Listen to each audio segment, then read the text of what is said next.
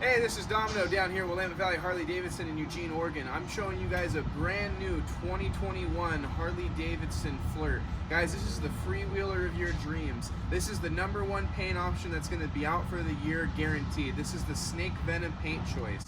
Let me tell you something a little bit about this. This is a neo-translucent paint job.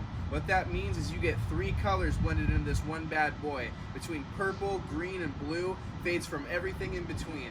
This is something that Harley-Davidson actually recently announced that they discontinued, so this would be a numbered set on any kind of bikes after this last month. This particular bike features a #1 Hidden USA logo that's inspired off the 1971 Super Glide. It has 7 stars to represent the year of 1971 with the #1 to go with it. This is one of the cleanest, funnest bikes that you can get around with the utmost safety without having to worry about falling over and any problems whatsoever. Come on down, let's take this bike for a test ride, let's make it yours.